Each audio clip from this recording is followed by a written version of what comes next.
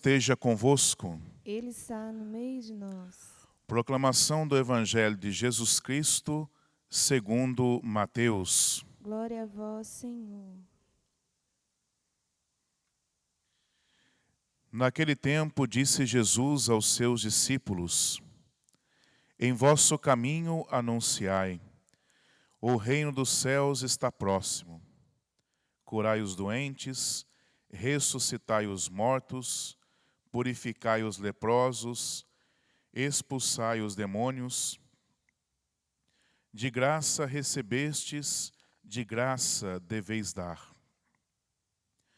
Não leveis ouro nem prata, nem dinheiro nos vossos cintos, nem sacola para o caminho, nem 2 túnicas, nem sandálias, nem bastão, porque o operário tem direito ao seu sustento. Em qualquer cidade ou povoado onde entrardes, informai-vos, para saber quem ali seja digno. Hospedai-vos com ele até a vossa partida. Ao entrardes numa casa, saudai-a. Se a casa for digna, desça sobre ela a vossa paz. Se ela não for digna, volte para vós a vossa paz. Se alguém não vos receber, nem escutar vossa palavra, saí daquela casa ou daquela cidade e sacudi a poeira dos vossos pés. Em verdade vos digo, a cidade de Sodoma e Gomorra serão tratadas com menos dureza do que aquela cidade no dia do juízo. Palavra da salvação. Glória a vós, Senhor.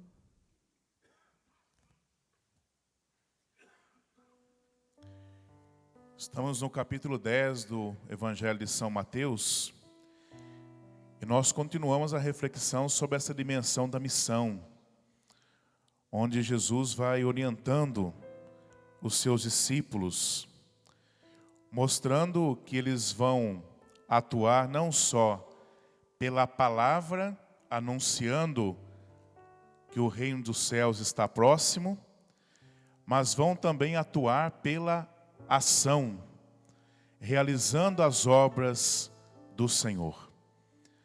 Concretamente, palavra e ação, essas serão as direções da missão dos discípulos. Os apóstolos que irão anunciar a mensagem do Mestre, mas também irão realizar as suas obras. Essa é a autoridade que Jesus confere aos seus discípulos. Não só devem proclamar, mas também realizar gestos concretos. Mas devem fazer isso com essa consciência: de graça recebestes, de graça deveis dar. Então essa dimensão missionária vai acontecer com liberdade se houver realmente gratuidade no coração. O coração deve ser movido por essa gratuidade, por essa disponibilidade, porque a salvação é dom. E os discípulos, tomados do conteúdo dessa mensagem salvífica, conscientes dessa realidade de que é dom, vão viver essa liberdade.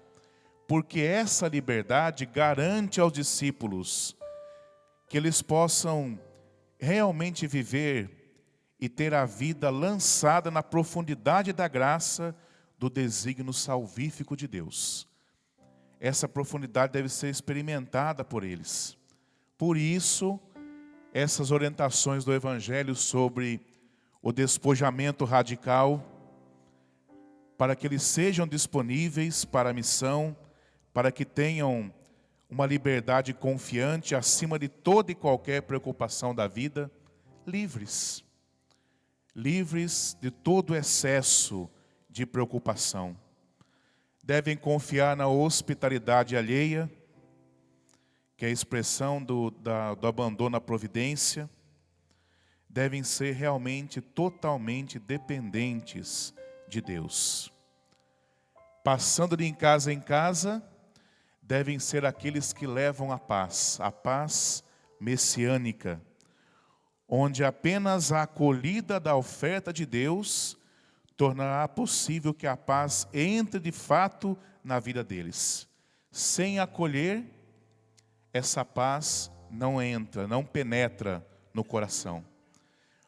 E Jesus também não deixa de mostrar aos discípulos, no próximo capítulo, Mateus já começa a falar das perseguições, ele não vai deixar de mostrar também aos discípulos que poderão haver rejeições no anúncio.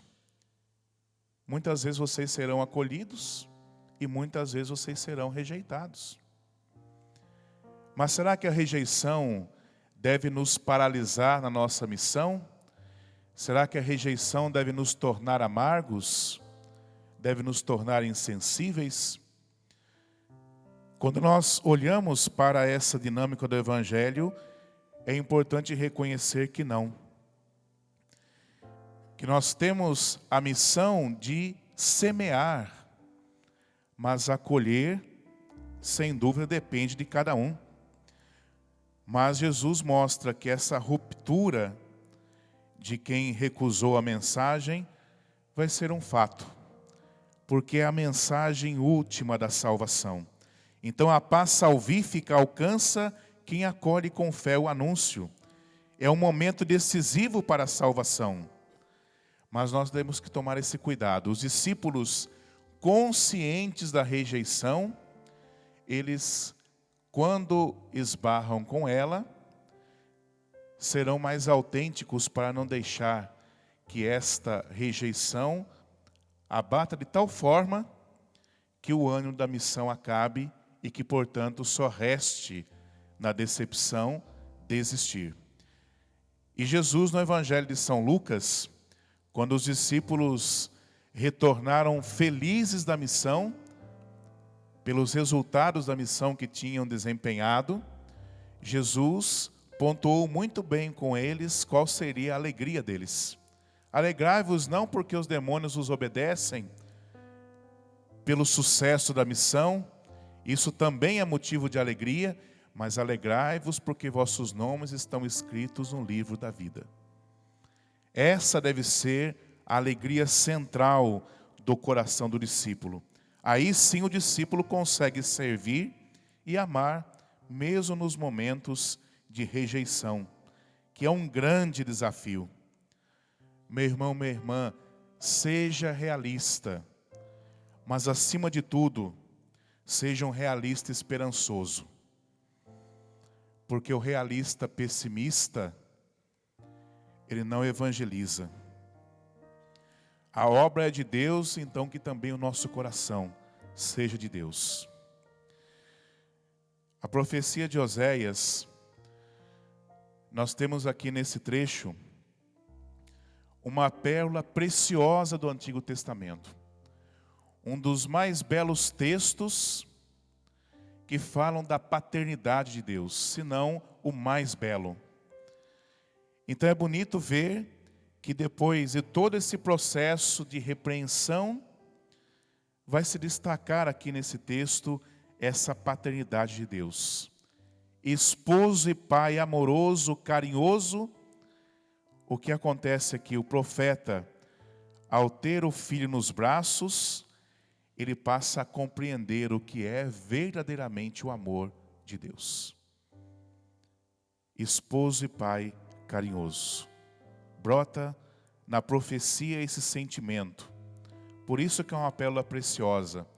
Até digo que para aqueles que muitas vezes na vida, você que nos acompanha em casa, que tem traumas até na vivência da sua paternidade, você como filho ou até como pai, esse texto pode ser uma chave de meditação e de oração para uma profunda cura interior, para que realmente se entenda e se vivencie essa verdadeira paternidade com essa pérola tão preciosa desse texto de Oséias.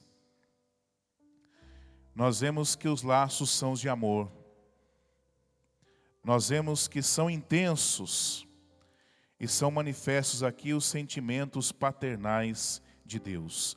Deus que amou Israel, seu povo, quando era um pequeno nada. Israel experimentava esse amor. Quando ninguém poderia escolher, Deus escolheu esse nada. Deus chamava, procurava, mas Israel se afastava. Israel fugia. Mas Deus, seu Pai, não desistia. Nunca desistiu. Essa paternidade amorosa vem marcada nesse texto, como nos mostra a carta de São Paulo aos Filipenses. Cristo que esvaziou-se, sendo de condição divina, assumiu a nossa humanidade, esvaziou-se. Por isso diz a profecia de Oséias: meu coração comove-se no íntimo e arde de compaixão. Israel não reconhecia o cuidado amoroso, mas Deus insistia no cuidado. Deus procurou atrair com laços de humanidade, porque não poderia obrigar. Deus não obriga. Deus, ele respeita o dom conferido ao homem como essência do seu ser, que é a liberdade. Deus respeita isso, por isso ele se inclina. Eu os atraía com laços de humanidade, com laços de amor. Eles não reconheceram que eu cuidava deles. Quanto mais eu os chamava, tanto mais eles se afastavam de mim. Quando Israel era criança, eu já o amava. E desde o Egito, chamei o meu filho. Diante da idolatria, da infidelidade, o castigo era o mais justo. O castigo era o caminho, se nós assim olhamos. Mas a profecia de Oséias, a palavra de Deus nos mostra que o castigo nunca é a última palavra de Deus. Eis o incompreensível e desconcertante mistério do amor de Deus. Que a palavra do Senhor encontre em nós essa docilidade ao amor, para que nós não vejamos no castigo o único caminho. Porque o verdadeiro amor, ele quer sim corrigir, mas nunca quer aniquilar. Assim se revela aqui essa paternidade, esse amor de Deus. E eu termino, meu irmão, minha irmã, com aquela belíssima afirmação de João Batista no Evangelho, quando João Batista afirmou: convém que ele cresça e que eu diminua. Eu não sou digno, nem mesmo de desatar as correias das suas sandálias. Se pergunte, diante dessa realidade que nós estamos celebrando, da palavra de Deus que nos convoca a esse amor gratuito, a esse amor que serve, quem realmente está crescendo? Se é você que está crescendo ou é Jesus? João Batista preparou um povo bem disposto para Deus, porque nele crescia cada vez mais Jesus Cristo. Convém que ele cresça e que eu diminua. Não deixe de diminuir, para que o Cristo cresça, para que o Cristo aconteça, para que ele faça novas todas as coisas. Deixemos que a palavra de Deus atualize tudo isso nas nossas vidas, no nosso coração. Louvado seja nosso Senhor Jesus Cristo.